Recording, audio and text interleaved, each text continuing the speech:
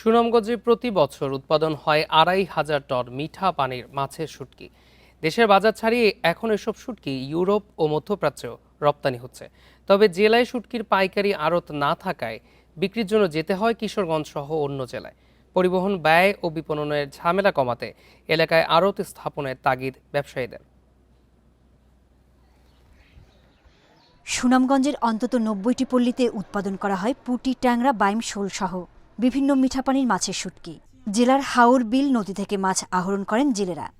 কয়েক ধাপে প্রক্রিয়াজাত করে তৈরি করা হয় সুস্বাদু শুটকি।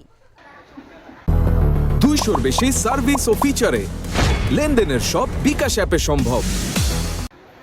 জেলায় প্রতি বছর উৎপাদন হয় ২ থেকে ২,৫০০ টন শুটকি।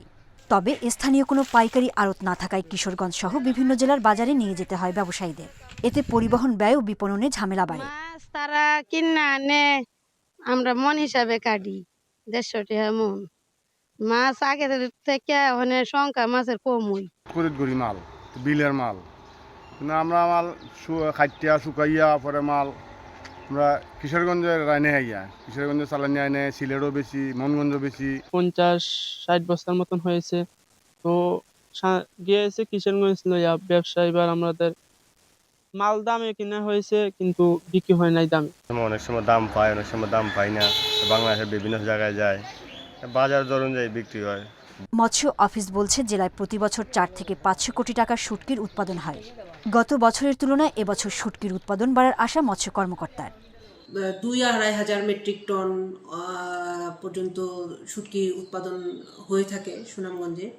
এবং এই শুটকি হাতে তৈরি যে শুটকি, এই শুটকিগুলো সুনামগঞ্জ সিলেট এলাকায় যেসব মানুষ মধ্যপ্রাচ্যে, ইউরোপে বসবাস করে তাদের জন্য খুবই আকর্ষণীয় একটি খাবার। সুনামগঞ্জের ১১ উপজেলায় শুটকির উৎপাদনে যুক্ত আছেন জেলে ব্যবসায়ী সহ কয়েক হাজার মানুষ।